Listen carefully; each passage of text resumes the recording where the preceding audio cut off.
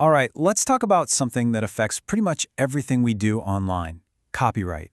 It's a huge topic, right? We're going to break down the challenges, look at the really clever solutions people are coming up with, and figure out what the future actually holds for protecting creativity in this digital world of ours. And really, this is the heart of the whole problem. In a world where you can make a perfect copy of anything in an instant, the whole idea of owning something digital gets, well, it gets complicated. So how do we make sure that the people creating the music, the books, and the art we love can actually make a living? That's the big question we're digging into.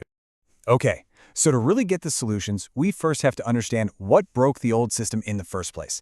And it all comes down to one thing: the massive difference between the physical world and the digital one. Yeah, this slide says it all. I mean, think about the old print world. Making a copy was a real pain. You needed a machine, the quality got worse every time, and sending it around the world? Forget about it. But now you look at the digital world. The copies are perfect, they're instant, and they can be sent anywhere in a heartbeat. That one change, that fundamental shift, is what broke all the old rules.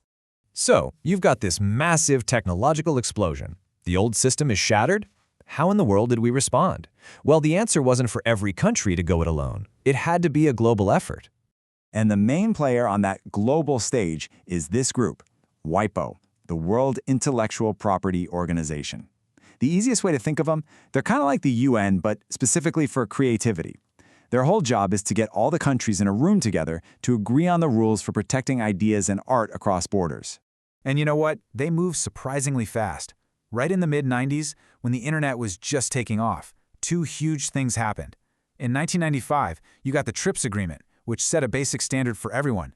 Then, just 1 year later, WIPO rolled out the Internet Treaties, which were built from the ground up to handle digital stuff. E-books, music files, you name it. This was the world's first big legal update for the digital frontier. But look, laws are one thing. They're just words on a page, right? To actually make them work, you need tools. You need real, practical ways to enforce them. And that's where technology and some clever new economic ideas come into play. So this has led to a whole new toolbox of solutions, which is pretty fascinating. You've got techie fixes like digital locks and blockchain, and then you've got business models like collective management and these things called micropayments. Let's pop open this toolbox and see how each one works. First up, DRM, Digital Rights Management. And I guarantee you've run into this even if you didn't know the name. It's basically a digital key or lock that companies put on content to control how you use it. But of course, it's pretty controversial. I mean, sometimes it can be super frustrating and get in the way of you using stuff you already paid for, and that's a huge part of the debate. Then you've got blockchain. Now, this sounds like something straight out of science fiction, but the idea is powerful. Imagine one single, unhackable global record for every piece of intellectual property. If we could pull this off, using blockchain as an ironclad proof of ownership, we could slash the number of legal fights and make everything way more efficient. Okay, shifting gears to the economic side, we have what are called collective management organizations, or CMOs. These groups are so important. Think of them as a middleman. So instead of a radio station having to track down and pay thousands of different artists, they just pay one fee to the CMO. The CMO then does all the hard work of divvying up the money to the right people. It just makes life easier for everybody. Okay, but CMOs are great for big users, like radio stations. What about us? What about every single time you stream a song or download a file? All those tiny little interactions. Well, that leads us to one of the coolest and most ambitious ideas out there: micropayments.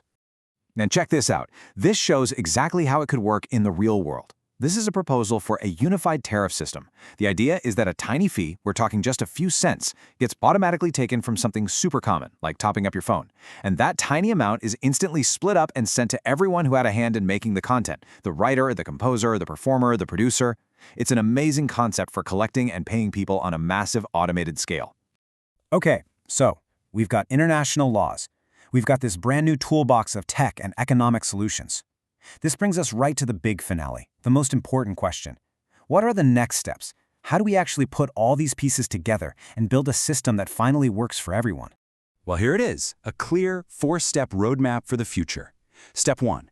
Countries have got to get their own laws up to speed with these international agreements and new technologies. Step 2. We have to double down on global teamwork through groups like WIPO. Third, and this one's on all of us, We need to raise public awareness about why this stuff actually matters. And finally, step 4, we have to go all in on adopting these new technologies to build systems that are truly robust. And that leaves us right here with the ultimate question.